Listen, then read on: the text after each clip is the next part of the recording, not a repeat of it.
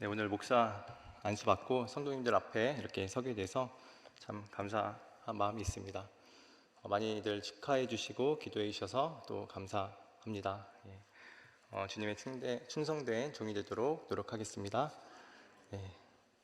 오늘 설교 제목은 목마른 자들을 향하여 라는 제목으로 말씀을 전하도록 하겠습니다.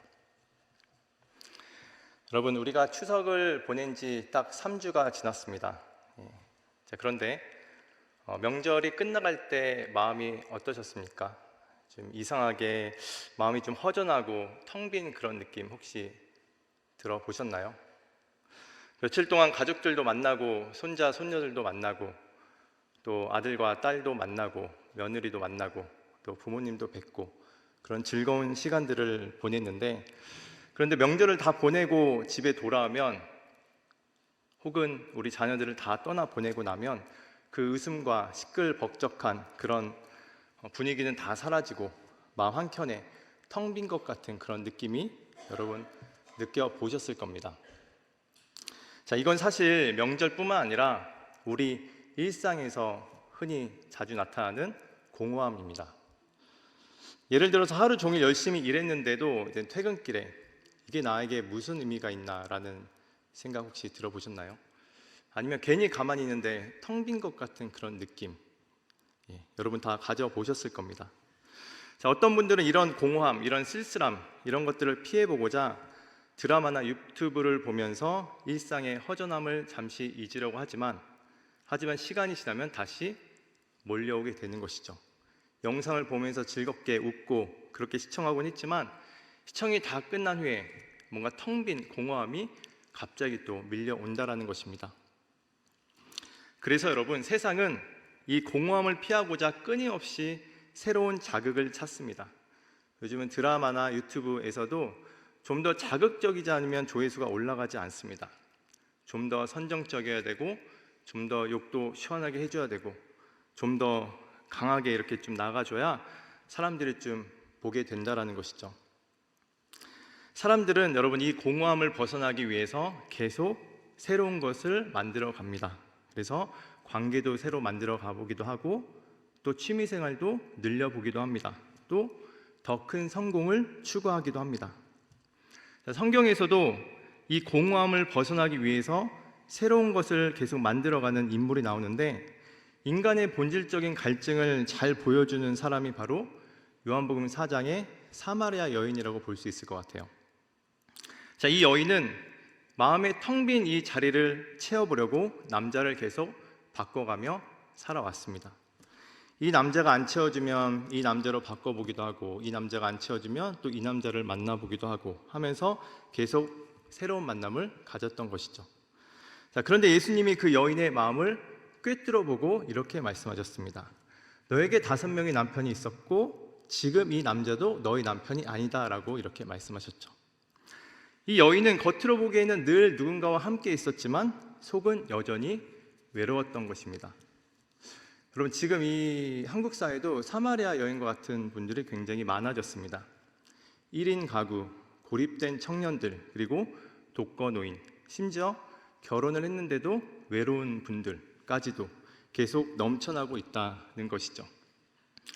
과학기술과 AI 기술, 편리함에 계속 넘쳐나는 제품들까지 나왔지만 예전에 비하면 우리가 훨씬 더 행복해야 될 것 같은데 그러지 않다라는 것입니다. 사실 우리는 겉으로는 편리해졌지만 정작 마음의 행복은 깊이 줄어들고 있다는 것을 우리가 알 수가 있습니다. 즉, 모두 외로움의 모양은 달라도 똑같은 그 외로움, 목마름을 가지고 살고 있다는 거예요. 여러분, 이 목마름 도대체 왜 일어나는 걸까요? 원인이 무엇일까요? 생각해 보신 적 있으십니까? 정답은 우리의 영혼이 진짜 만족을 찾지 못해서 그렇습니다. 우리의 영혼이 진짜 만족을 찾지 못해서 그래요. 정확하게 말씀드리자면 우리의 영혼의 갈증입니다. 텅 빈 것 같은 그런 느낌. 자, 이런 공허함이 가득한 이 시점에서 예수님께서 오늘 이렇게 말씀하십니다. 37절에 명절 끝날 곧 큰 날에 예수께서 서서 외쳐 이르시되 누구든지 목마르거든 내게로 와서 마시라. 여러분, 그런데 사실 이렇게 읽으면 안 됩니다. 제가 조금 예수님과 비슷하게 다시 한번 읽어보겠습니다. 누구든지 목마르거든 내게로 와서 마시라. 누구든지 목마르거든 내게로 와서 마시라. 이게 주님께서 작은 소리로 안 하셨다라는 거예요. 큰 소리로 말씀하셨다라는 것입니다. 자, 헬라어 원문을 보면 서서 외쳐 이르셨다, 이 말은 단순히 크게 말하셨다가 아니라 절규하다, 울부짖다라는 그 뜻이 담겨져 있습니다. 자, 예수님께서 누구든지 목마르거든 내게로 와서 마시라, 이 말씀은 그냥 큰 소리로 하신 게 아니라 절규하면서 울부짖으면서 하셨다라는 그 말씀이에요. 여러분, 서서 외쳐 이르되, 이 말씀을 또 들어보신 적 있으십니까? 외쳐 이르되. 저는 세례 요한이 딱 생각이 났습니다. 세례 요한이 요한복음 1장 15절에 이렇게 말씀하셨습니다. 요한이 그에 대하여 증언하여 외쳐 이르되, 내가 전에 말하기를 내 뒤에 오시는 이가 나보다 앞선 것은 나보다 먼저 계심이라는 것이 이 사람을 가리킴이라 하니라. 요한이 예수님을 증언하는데 외쳐 이르되라는 표현을 쓰고 있습니다. 이 외쳐 이르되는 아까 예수님이 외치셨던 그 헬라 원문과 똑같은 그 언어를 쓰고 있어요. 곧 절규하다, 울부짖다, 그러면서 큰 소리로 외쳤던 것입니다. 요한도 예수님을 증언하는데 외치면서 울부짖으면서 전했다라는 것입니다. 예수님도 본인 자신을 전하는데 외치면서 울부짖으면서 큰 소리로 전했다라는 거예요. 왜냐하면 그분이 모든 원천의 근원 되시는 하나님이시기 때문입니다. 제가 이 말씀을 보고 이런 생각을 했습니다. 저희가 목요 전도회를 나가잖아요. 근데 나가는데 어떤 마음으로 전도를 해야 될까? 단순히 저희에게 갖고 있는 전도용품, 물티슈를 주고 그냥 간단히 전하는 그런 태도로 해야 되는 것일까? 이 말씀을 보면서 이런 생각을 했습니다. 정말 마음속으로 울부짖으면서 절규하면서 복음을 전해야겠다. 예수님을 전하는데 그냥 간단하게 큰 소리만 이렇게 내는 것이 아니라 정말 마음속으로 울부짖는 마음으로 해야 되지 않을까, 이런 생각을 했어요. 여러분, 횡단보도에 보시면 큰 소리로 이제 복음을 외치신 분들이 계십니다. 물론 이단들도 있기 때문에 분별을 해야 되겠지만 우리가 그렇게 복음을 전하시는 분들을 보면은 가끔 이런 생각이 들 수도 있어요. 너무 요란스럽다. 이런 표현을 써도 될지 모르겠는데 그렇게 한다고 복음이 들어갈까라고 생각할 수도 있어요. 큰 소리로. 근데 그분이 정말 예수님일 수도 있습니다. 그분이 정말 세례 요한의 외침일 수 있다라는 것입니다. 예전에 제가 청년부 때 어떤 목사님께서 설교하시면서 그런 말씀을 하셨어요. 설교하고 있는데 설교 중간에 이제 간증을 하셨는데 밤 12시쯤에 전화가 왔다고 합니다. 어떤 성도에게 전화 딱 받았는데, 목사님 큰일 났습니다. 지금 아버지가 곧 돌아가시게 생겼다고. 근데 복음이 안 들어간다고. 따님이 이제 이대로 돌아가시면 아버님은 지옥이라고. 제발 여기 좀 와달라고 전화를 했었어요. 근데 이제 목사님이 어딘지 주소 한번 알려줘봐라 해가지고 일단은 딱 받고 전화 끊었는데 그 거리가 3시간 거리라고 합니다. 그리고 다음날 새벽 기도도 있었던 거예요. 그래서 어떡하나 이러는데 하나님께서 속히 가라, 이 마음을 주셨대요. 그래서 그냥 운전하고 갔다고 합니다. 그래서 하나님이 복음을 좀 듣게 하시려나 했는데 갔는데 여전히 복음을 듣지 않더래요. 하나님을 전했는데도. 그래서 결단을 해야만 했습니다. 정말 절박한 심정으로, 울부짖는 심정으로, 아버님 이제 1분 남았습니다. 저도 이제 가야 됩니다. 아버님 확실히 정하십시오. 예수님 믿으시면 천국이고 아니면 지옥입니다.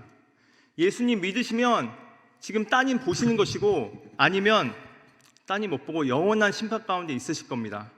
1분 남았습니다. 예수님 받아들이실 겁니까? 안 받아들이실 겁니까? 라고 그렇게 말씀드렸더니 아버님이 아멘, 아멘, 아멘 하면서 눈물을 흘리셨다는 거예요. 지금 예수님께서도 그 심정으로 외치신 겁니다. 누구든지 목마르거든 내게 와서 마시라 이렇게 말씀하신 거예요. 그런데 여러분, 이 말씀을 언제 외치셨나 우리가 잠깐 배경을 좀 보고자 하는데 37절 보시면 명절 끝날 곧 큰 날에 예수께서 서서 외쳐 이르시되 이렇게 말씀하셨습니다. 지금 배경이 명절이라고 나와 있습니다. 이 상황은 지금 초막절인 거예요. 유대인의 3대 절기죠. 여러분, 유대인들 절기 정말 잘 지킵니다. 그래서 뉴스 보면 압사 사고도 많이 나잖아요. 지금 그 초막절, 거기서 이제 기념일을 지내고 있는데, 초막절은 어떤 날입니까? 이스라엘 백성들이 초막 생활을 했었잖아요, 광야 때. 그때 하나님께서 지켜주신 그 감사의 기념으로 지키는 날이 이 초막절입니다. 그래서 사람들이 북적북적 거린 거예요. 북적북적 거린 겁니다. 등불도 켜지고 사람들도 찬양을 하고 그렇게 기뻐했다라는 것입니다. 겉으로 보기에는 행복이 넘친 그런 명절인 것처럼 보였어요. 그런데 예수님 보시기에는 여전히 그들의 이면에는 채워지지 않는 영혼의 공허함을 보신 겁니다. 명절은 한창이었고 겉모습은 사람들이 기뻐하는 것처럼 보였지만 그들의 마음은 여전히 목말라 있었다라는 거예요. 그래서 예수님께서 이렇게 말씀하시는 것입니다. 누구든지 목마르거든 내게로 와라. 나를 믿는 자는 그 배에서 생수의 강이 흘러나오리라. 예수님이 이렇게 말씀하셨습니다. 여러분, 주변 사람들이 좀 이상하게 생각했을 겁니다. 난 지금 너무 기쁘고 행복한데 뭘 마시라는 거지? 난 지금 너무 만족스러운데? 근데 예수님은 진짜 그 영혼의 마음을 본 거죠. 초막절을 지킨다고 해서 너의 공허함이 사라지는 것은 아니다. 축제가 너희의 공허함을 사라지게 하는 것이 아니다. 생수의 근원된 나를 믿어야 너희의 공허함이 사라진다라고 말씀해 주고 계시는 겁니다. 여러분, 우리의 예배도 마찬가지입니다. 예수님 바라보지 않고 예배에 형식만 드리는 것은 아무런 힘이 없습니다. 예수님께서 지금 초막절 행사 한가운데서 외치셨던 것처럼 우리가 주님 바라보지 않고 그냥 예배 행위에만 우리가 머무른다면 예수님께서 이 중앙에서 말씀하실 수 있는 거예요. 누구든지 목마르거든 내게로 와서 마시라 이렇게 말씀하실 수 있는 것입니다. 여러분, 사람은 단지 물에 목마른 존재가 아닙니다. 그보다 더 깊은 갈증이 있죠. 사랑받고 싶어하는 갈증, 인정받고 싶어하는 갈증, 그리고 영원히 살고 싶어하는 그 갈증이 있습니다. 그런데 이런 갈증은 죄의 결과가 아니라 하나님께서 심으신 신호입니다. 전도서 3장 11절에 이렇게 말씀하십니다. 하나님이 사람들에게 영원을 사모하는 마음을 주셨느니라 이렇게 말씀하셨어요. 하나님께서 주신 겁니다. 영원을 사모하는 마음을. 그래서 하나님은 우리가 하나님께만 인정받길 원하세요. 하나님께만 칭찬받길 원하십니다.